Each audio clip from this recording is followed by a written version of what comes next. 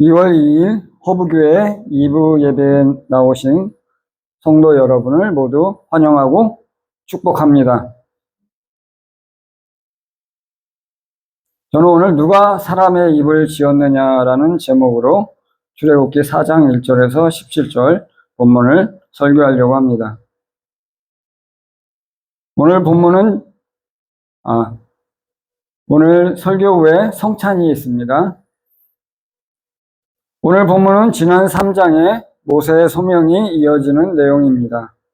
모세는 오늘 1절에서 자기가 가서 하나님의 뜻을 전할지라도 그들이 자기의 말을 듣거나 믿지 아니하면 어찌하나 하는 걱정과 두려움이 있습니다.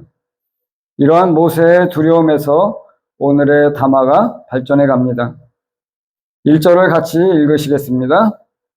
모세가 대답하여 이르되 그러나 그들이 나를 믿지 아니하며 내 말을 듣지 아니하고 이르기를 여호와께서 내게 나타나지 아니하셨다 하리이다.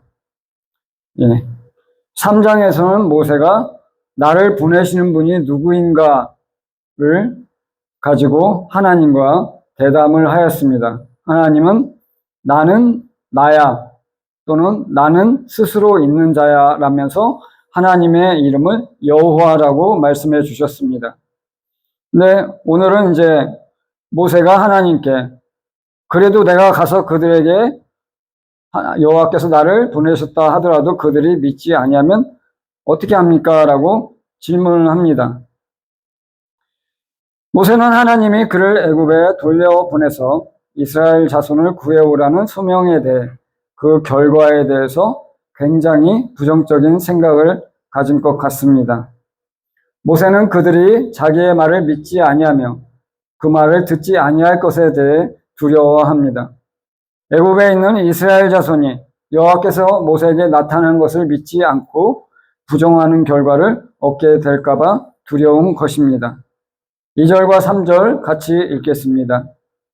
여호와께서 그에게 이르시되 내 손에 있는 것이 무엇이냐? 그가 이르되 지팡이이니이다.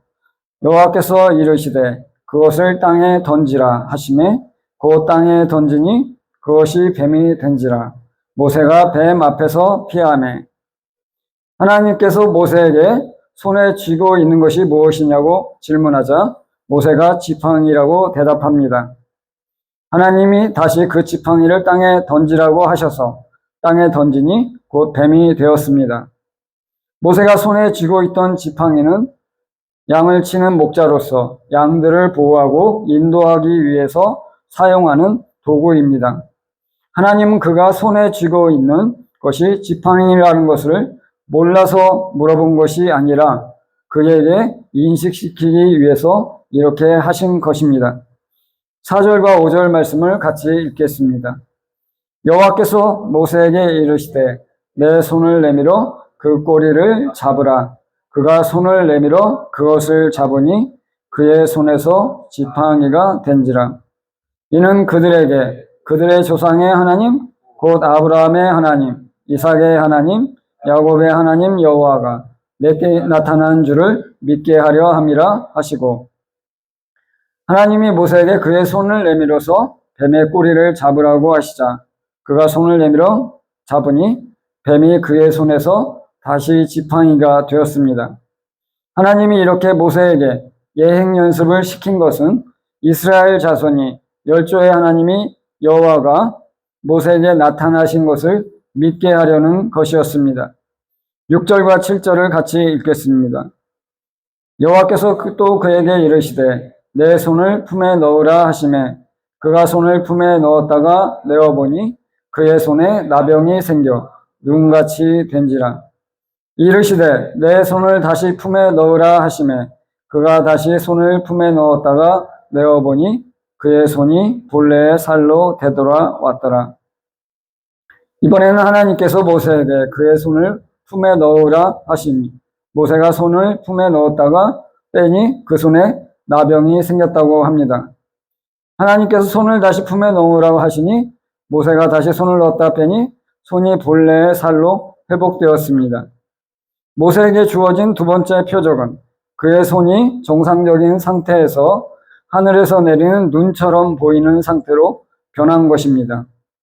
많은 성경에서는 손을 나병으로 묘사하지만 히브리어 무쇼라앗은 오늘날 일반적으로 이해되는 나병을 의미하는 것이 아니라 피부가 벗겨지는 피부 질환의 일종을 가리킵니다. 아마도 이러한 벗겨짐은 흰색일 가능성이 있습니다. 모세의 손에 대한 설명은 이 한센병의 증상과 일치하지 않습니다.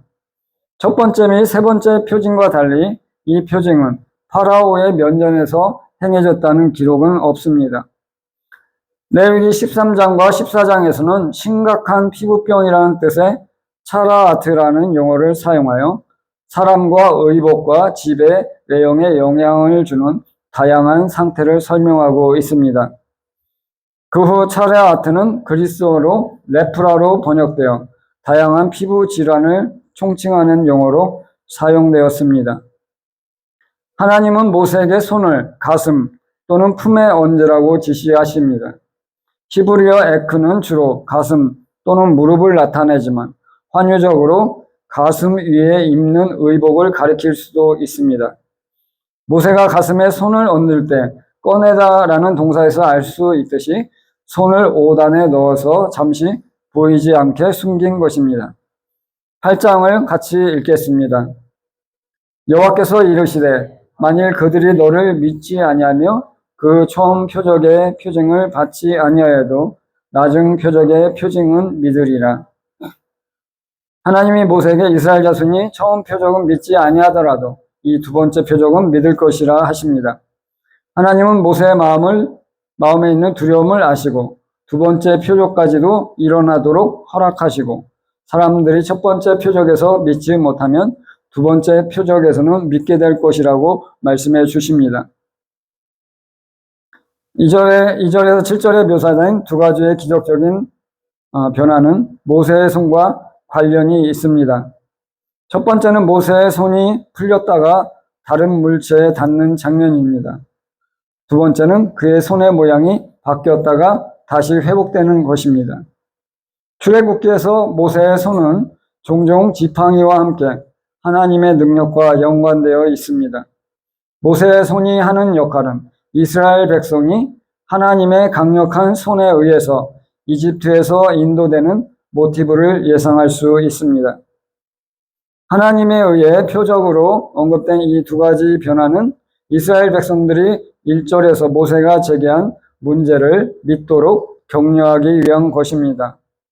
이 문맥에서 히브리어 오트는 표징으로 모세의 말에 대한 믿음이나 신뢰를 촉진하기 위해 고안된 초자연적인 행동을 가리킵니다.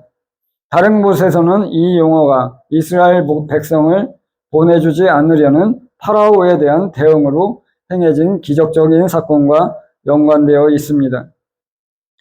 그러나 오트는 출애굽기에서 기적적인 의미가 없어도 사용되었는데 예를 들어 출애굽기 13장에서는 무교병을 먹는 것을 이집트에서 신적으로 구원받은 것을 상기시키는 표적과 같은 것으로 31장에서는 안식일을 지키는 것을 여호와께서 백성들을 거룩하게 하셨다는 것을 상기시키는 표적으로 언급할 때와 같이 기적적인 의미로 사용되었습니다.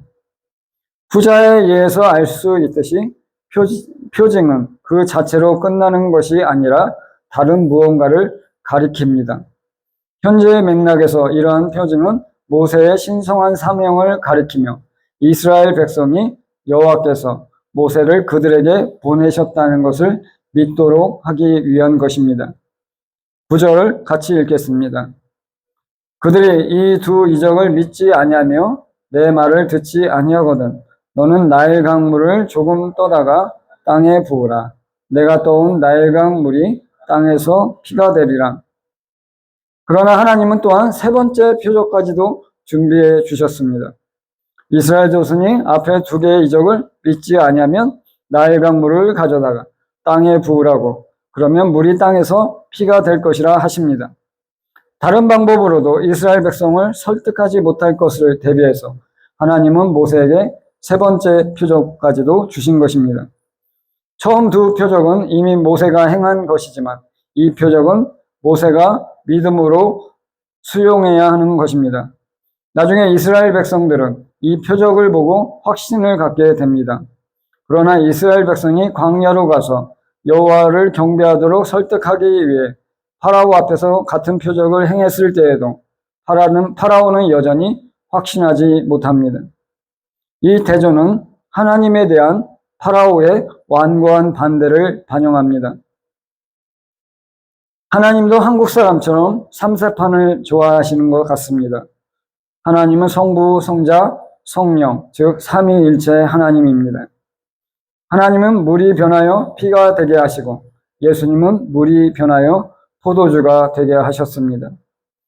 모세는 하나님이 약속하신 표징을 이스라엘 자손 앞에서 행하였고 세 번째 표징을 보이고 나서야 이스라엘이 모세를 믿었다고 언급되어 있습니다. 모세는 3번 시도하였지만 앞에 2번은 실패하였습니다. 그리고 마지막에 성공한 것입니다. 허브교회 성도 여러분, 하나님이 모세에게 3겹의 표징을 주신 것처럼 저와 여러분에게도 그리할 수 있는 분입니다. 하나님이 여러분에게 모세에게 하신 것과 같이 3겹의 보호와 인도를 해 주시기를 축복합니다. 사회와 직장에서 실패할까 두려워하십니까? 모세가 이스라엘이 자기를 믿지 아니할까 두려워했던 것처럼 여러분 각 사람도 그러한 실패를 당할까 두렵습니까? 지인에게 전도하고 양육을 하고자 하는데 지인이 거절할까 두렵습니까? 여러분이 지인에게 다가가서 권유하는 것은 첫 번째 일입니다. 그 뒤에 2번째, 3번째 역사는 하나님이 하시는 것입니다. 이렇게 두려워하는 여러분 각자에게 3겹의 하나님을 추천합니다. 하나님이 여러분에게 3겹으로 해결책을 주시고 역사해 주실 것입니다. 모세에게 하신 대로 나에게도 그렇게 역사해 주시기를 간구하십시오. 10절 같이 읽겠습니다. 모세가 여호와께 아뢰되 오 주여 나는 본래 말을 잘하지 못하는 자니이다. 주께서 주의 종에게 명령하신 후에도 역시 그러하니 나는 입이 뻣뻣하고 혀가 둔한 자니이다.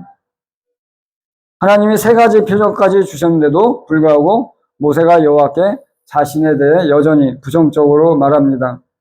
모세는 자신이 본래 말을 잘 하지 못하는 자라고 말하고 있습니다. 하나님이 명령하신 후에도 그러하고 그리고 입이 뻣뻣하고 혀가 둔한 자라고 스스로 말합니다. 모세의 이 자기 묘사를 의심할 이유는 없습니다. 우리는 그가 언어 장애를 앓고 있었다고 가정할 수 있습니다. 그의 말이 더 이상 이집트 언어에 유창하지 않다는 것을 의미한다고 생각할 가능성은 적습니다. 모세는 하나님이 그에게 주신 기적적인 표적에도 불구하고 여전히 주저하는 모습입니다. 그는 연설을 할 수 없음을 강조합니다. 나는 말이 많은 사람이 아니다. 나는 입이 뻣뻣하고 혀가 둔하다라는 관용구는 말하기의 느림을 암시합니다. 모세는 유창하게 말할 수 없으며 재능 있는 연설가가 아닙니다. 이는 모세가 이집트 언어의 유창성을 상실한 것이 아니라 말 더듬증과 같은 일종의 언어 결함으로 고통받았다고 보는 것이 유력합니다. 11절과 12절 같이 읽겠습니다. 여호와께서 그에게 이르시되 누가 사람의 입을 지었느냐? 누가 말 못하는 자나 못 듣는 자나 눈 밝은 자나 맹인이 되게 하였느냐? 나 여호와가 아니냐? 이제 가라. 내가 내 입과 함께 있어서 할 말을 가르치리라. 하나님은 모세가 자신을 부정적으로 말하는 것을 들으시고 그에게 말씀하십니다. 누가 사람의 입을 지었느냐? 말 못하는 자, 못 듣는 자, 눈 밝은 자, 맹인이 되게 하였느냐고 질문하시고 그가 바로 하나님 자신이라 대답하십니다. 그리고 모세에게 가라고 명령하시며 하나님께서는 모세에게 그의 입과 함께 있어서 할 말을 주시겠다고 약속하십니다. 이는 모세의 두려움을 해결해 주시는 방법입니다. 여기서 누가 사람의 입을 지었느냐라는 구절을 문자 그대로 번역하면 누가 사람에게 입을 두었느냐, 입을 세팅했느냐 이거죠. 그러나 누가 창조하셨나라는 이전 번역의 의미도 틀린 것은 아닙니다. 주권을 가진 하나님은 자신이 선택하신 대로 사람들에게 은사를 나누어 주십니다. 이 주권에서 창조 사상에 이르는 것은 실제로 매우 쉽습니다. 창조에 대한 생각은 모세에게 자격증명으로 표징을 주시는 분이 피조계의 주인이신 창조주 하나님이기 때문에 여기에서 특별히 적절합니다. 눈 밝은 자라고 번역된 것은 어떤 사람들은 다른 세 조건이 신체적 장애라는 이유로 두 자음을 대신 변경하여 절름발이로 본문을 고쳐야 한다고 주장하기도 합니다. 그러면 말 못하는 자, 못 듣는 자, 절름발이 맹인이 되게 하였느냐라고 본문을 고칠 수 있습니다.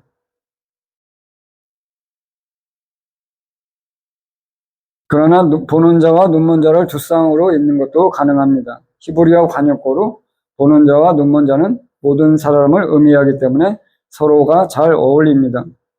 하나님은 여기에서 모세에게 자신이 모든 만물의 창조주이시고 주관자이심을 드러냅니다.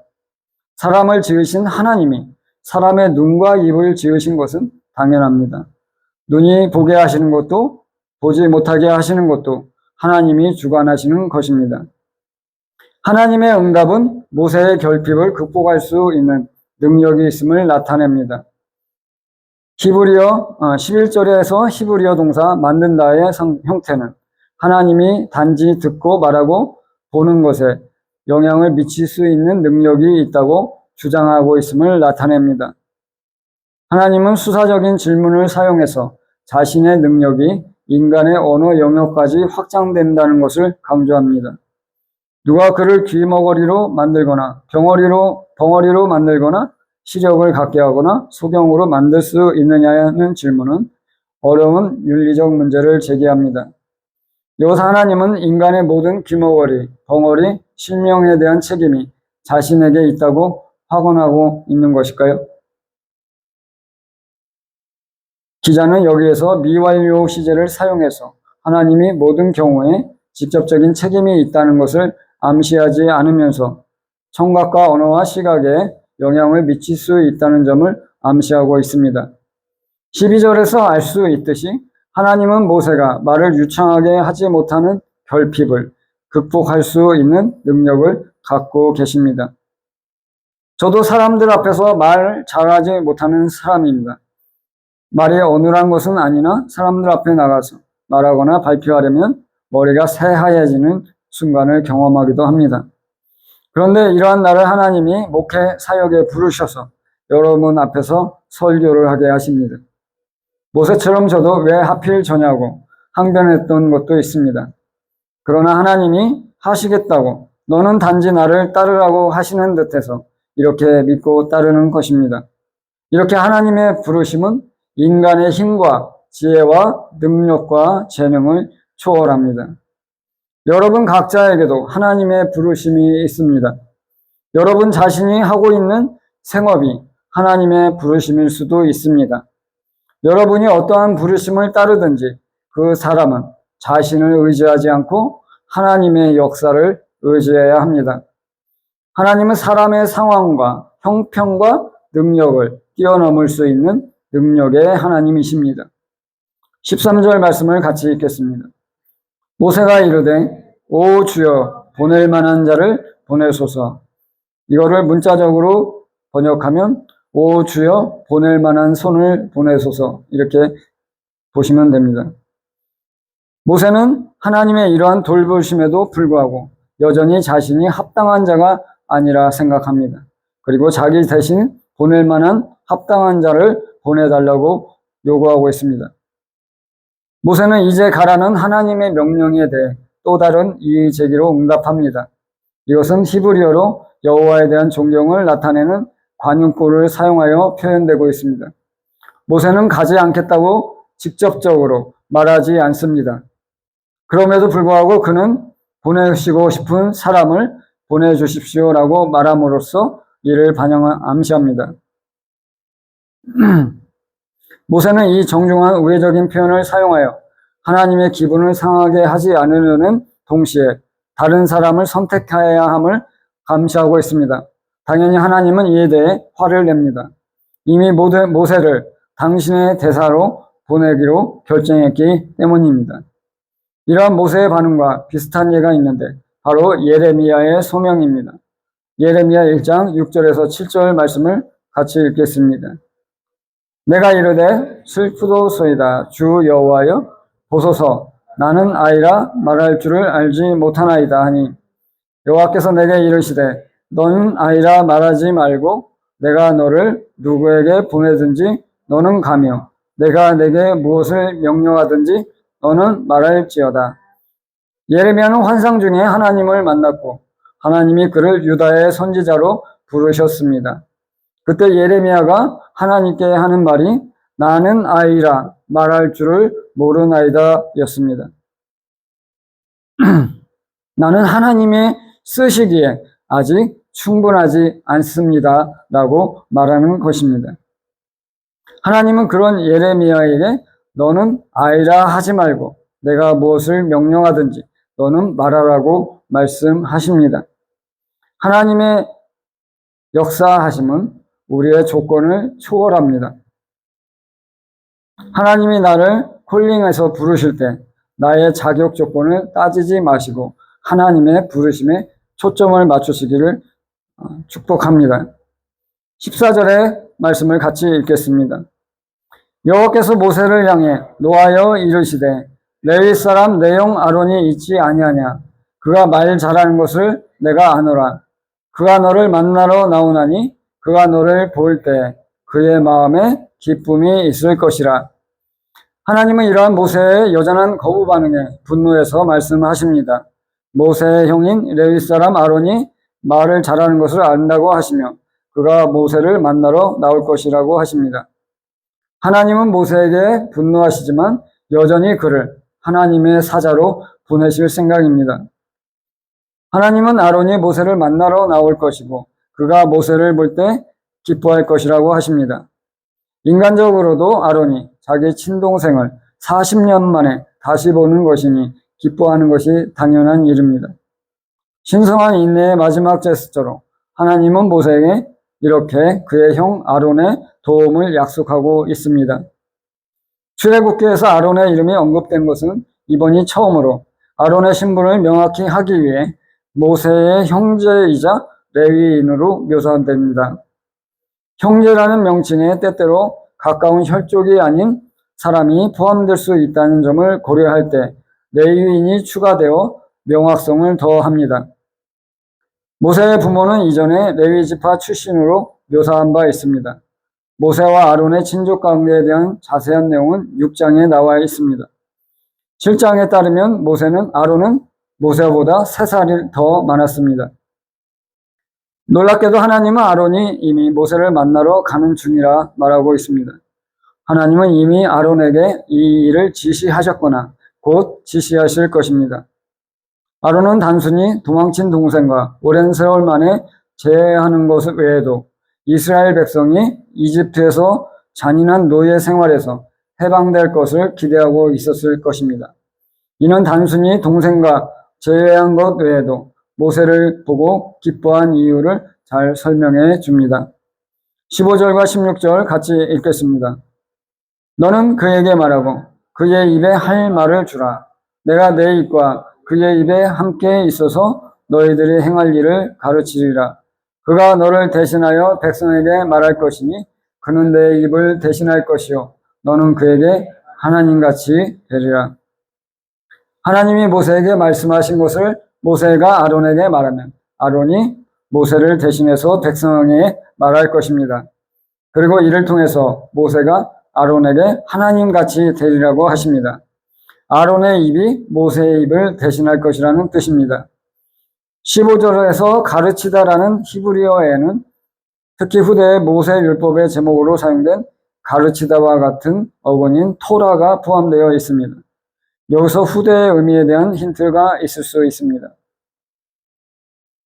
아우의 대변인 역할을 맡은 아론은 모세의 화술 부족에 대한 사전의 우려를 해소해 줍니다. 하나님의 말씀은 모세와 아론이 함께 협력하여 당면한 임무를 완수할 수 있다는 것을 강조합니다. 이어지는 내러티브에서 알 수 있듯이 모세와 아론은 하나님께서 그들에게 부여한 책임을 진정으로 연합된 방식으로 공유합니다. 그러나 아론은 모세에게 신과 같은 역할을 하는 모세의 임 역할을 한다는 점에서 그들의 역할이 구별됩니다. 다른 곳에서 모세와 아론의 관계는 하나님과 선지자의 관계에 비유되고 있습니다. 선지자에게는 하나님의 말씀을 그의 입에 넣어 주어야 합니다. 15절과 16절은 또한 처음부터 모세가 진정한 선지자였으며 아론은 하나님의 계시를 직접 받은 사람이 아니라 모세의 대변인이었음을 암시합니다. 따라서 하나님은 계시자, 모세는 선지자, 아론은 대중의 중개자로서 현대 교회에서 하나님과 성경을 말씀의 장소로, 설교자를 대중의 중개자로 삼는 것과 다르지 않습니다. 처음에는 아론이 주로 하나님이 모세에게 하신 말씀을 그대로 반복했을 것이라 생각됩니다.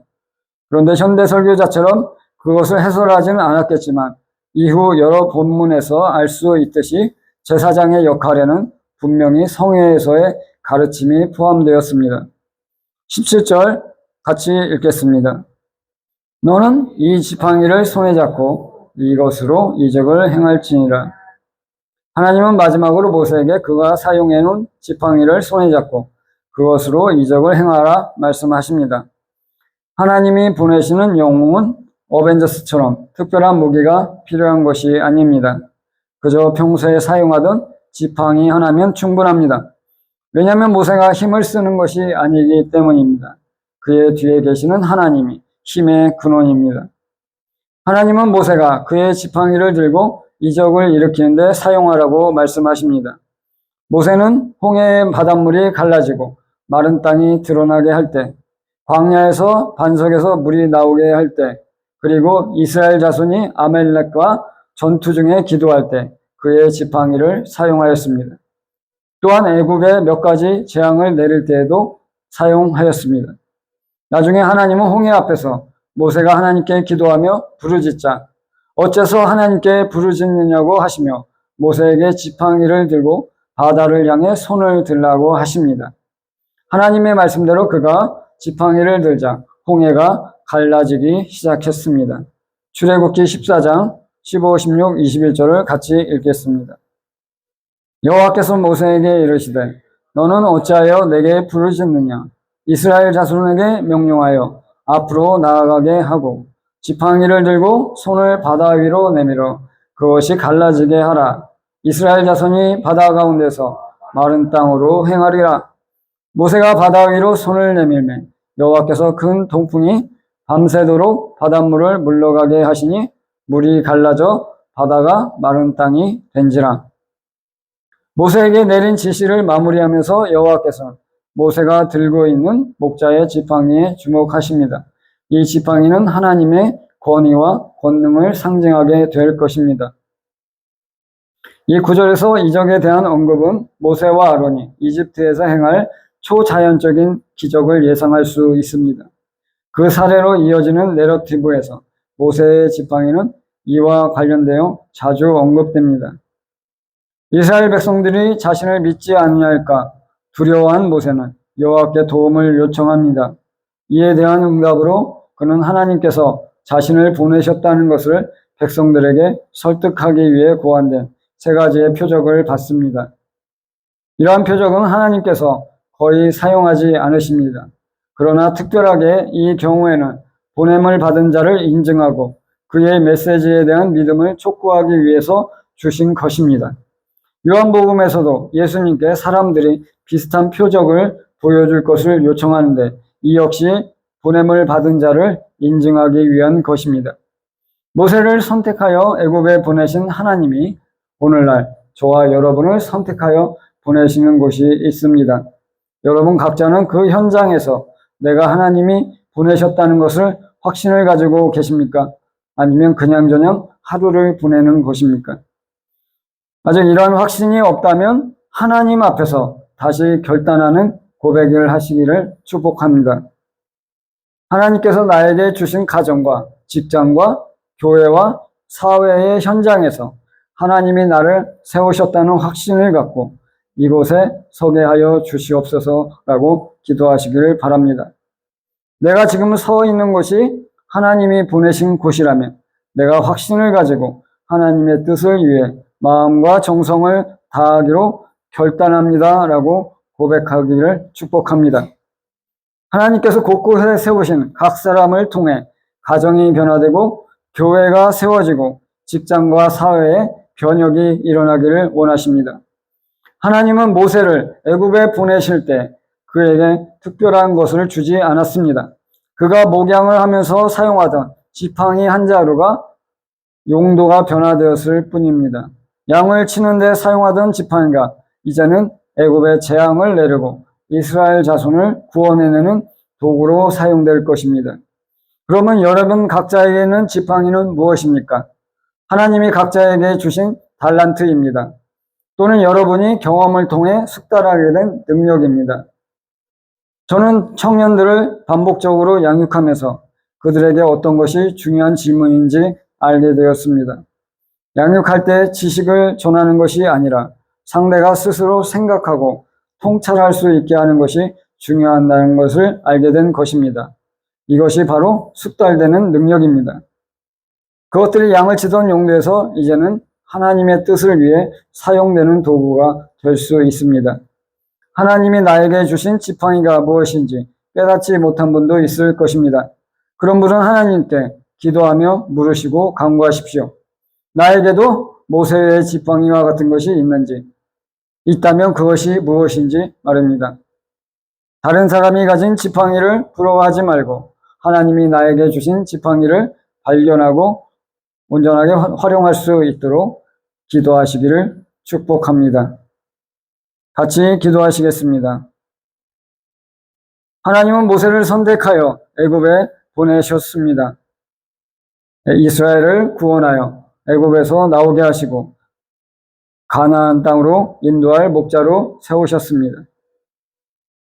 모세를 하나님이 선택하신 것처럼 여러분 각 사람도 하나님이 선택하여 지금 여러분이 있는 위치에 서게 해 주셨습니다. 하나님이 나를 나의 가정에서, 직장에서, 교회와 사회에서 이 현장에 세우신 것은 하나님이 나의 가정을 축복하고 교회를 단단히 세우고 그리고 직장과 사회에 변화를 가져오기 위해서입니다. 그동안 내가 하나님의 뜻을 깨닫지 못하고 그냥저냥 시간을 허비하며 살아온 것을 깨닫는다면 하나님 앞에 회개하며 기도하고 하나님의 다시 나에게 확신을 주셔서 내가 하나님의 뜻을 이루는 자로 그곳에서 서게 하여 주시옵소서. 나를 세워 주시옵소서. 하나님 앞에 이렇게 고백하며 기도하시겠습니다.